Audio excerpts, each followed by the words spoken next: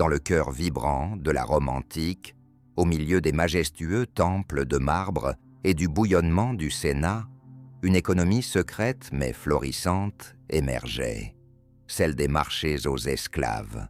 Au sein de ce commerce humain persistait un groupe dont le sort demeurait à la fois troublant et largement oublié. Les jeunes esclaves n'étaient pas échangés pour le travail ou la guerre, mais plutôt pour occuper des positions au sein des foyers des membres de l'élite, que représentait le terme « delicatus ». Ce mot désignait un jeune homme esclave particulièrement prisé, souvent choisi pour sa beauté et son comportement raffiné. Pour la foule du forum et les cercles aristocratiques de la colline du Palatin, ces jeunes étaient réduits à des biens, au même titre que le mobilier ou le bétail. Des enchères publiques prenaient en place sur des sites tels que le forum Boarium, près du Tibre, où des individus asservis étaient exposés sur des estrades, portant des pancartes décrivant leur origine, leurs compétences et leurs conditions physiques. Ces garçons, souvent d'origine grecque, thrace, syrienne ou phrygienne, étaient jugés sur la base de leur raffinement et de leur apparence, leur prix fixé en fonction de l'élégance perçue et de leur potentiel. Certains étaient capturés lors de conflits armés, tandis que d'autres étaient vendus par des familles démunies des provinces.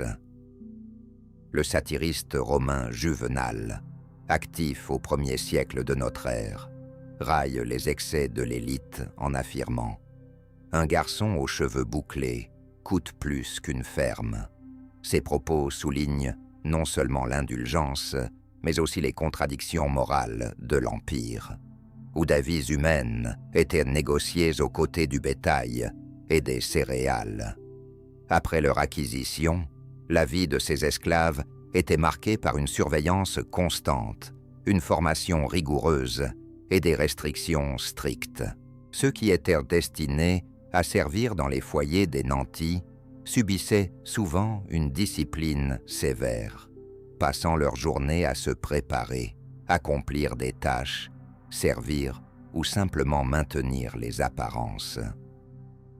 Dans les espaces privés de l'élite romaine, où sénateurs manigançaient et poètes récitaient, ces jeunes vivaient sous une surveillance rigoureuse, dans un cadre à la fois luxueux et restreint.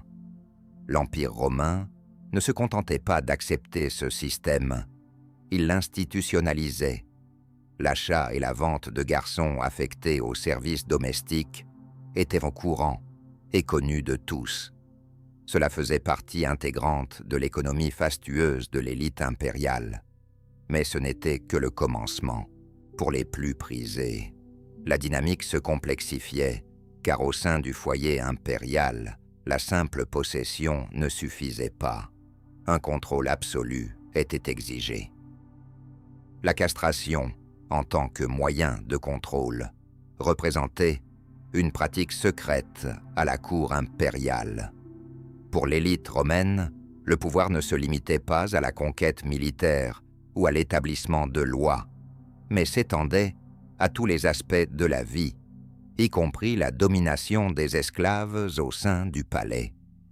Cela se manifestait particulièrement par des jeunes hommes asservis dont le statut modifié exprimait soumission, hiérarchie et exclusivité. Dans le palais impérial de la colline du Palatin, des eunuques appelés spadones servaient d'esclaves auprès des empereurs et des nobles. Ces pratiques ne faisaient pas système isolé, mais reflétaient la relation complexe que Rome entretenait avec les coutumes orientales. Malgré les critiques fréquentes des écrivains romains à l'égard des eunuques, souvent perçus comme un symbole de l'efféminement oriental, l'élite continuait de les employer, notamment ceux venus de l'Est et de la Petite Asie, illustrant ainsi les contradictions des idéaux culturels romains. Les sources historiques indiquent que, bien que la castration fût techniquement interdite par la Lex Cornelia, elle était parfois effectuée pour maintenir certains traits physiques appréciés dans les cercles aristocratiques. Je suis désolé, mais le texte que vous avez fourni semble contenir des erreurs ou des caractères mélangés qui rendent la traduction impossible. Pourriez-vous, s'il vous plaît, fournir un texte clair et cohérent à traduire? Bien que la castration ait été officiellement interdite, son application variait considérablement, en particulier dans les foyers de l'élite. Cette incohérence s'est accentuée avec l'expansion de l'Empire. Des garçons asservis, originaires de régions telles que la Cappadoce, la Galatie et la Syrie, arrivaient à Rome, devenant ainsi des symboles de richesse et d'influence impériale. Au sein de la maison impériale, ces jeunes asservis étaient dépourvus d'autonomie et soumis à une surveillance permanente. Leur statut modifié assurait une dépendance totale, rendant impossible toute altération de l'ordre social, une préoccupation majeure pour l'aristocratie romaine. Bien que rarement évoquée ouvertement, cette pratique constituait un moyen délibéré de maintenir le pouvoir élitiste. Pour de nombreux jeunes asservis, la vie dans l'intimité de l'empereur se caractérisait par des rituels, des restrictions et des services souvent ignorés. Ces esclaves évoluaient au sein du palais impérial à Rome, privés de liberté, de liens familiaux et d'autonomie. Absorbés dans les sphères privées de l'élite impériale, ils émergeaient rarement avec une identité propre. Un exemple marquant est celui de Sporus, un jeune esclave apparemment proche de l'empereur Néron. Selon Suétone, dans les 12 Césars, Néron aurait fait subir une transformation physique à Sporus, l'habillant en femme et célébrant une cérémonie publique où il le présentait comme son épouse, lui attribuant le nom de Sabina en hommage à sa femme décédée. Les historiens voient cet acte non pas comme une expression d'affection, mais comme une illustration du contrôle ostentatoire et de l'excès impérial. Sporus n'était cependant pas un cas unique. D'autres jeunes, appelés Spado et Pueries Delicati, étaient également mentionnés dans les sources romaines. Ces garçons asservis, choisis pour leur élégance, occupaient des rôles sophistiqués au sein de l'élite. Ils étaient souvent formés aux arts, tels que la musique, la poésie et la danse, servant le vin lors des banquets, aidant les invités dans les thermes et divertissant par des performances soigneusement préparées. Bien que leur grâce et leur discipline soient souvent saluées, ces esclaves demeuraient peu connus. Des poètes romains tels que Martial et Catulle évoquaient leur existence, tantôt avec admiration, tantôt de manière critique. Cependant, derrière cette façade luxueuse se cachait une réalité de souffrance. La cour était un espace rempli d'intrigues politiques, de favoritisme et de revirements brusques de fortune. Un esclave qui tombait en disgrâce ou était soupçonné de disloyauté risquait des châtiments sévères, allant jusqu'à la battue, l'emprisonnement ou même l'exécution sans répercussion pour les maîtres.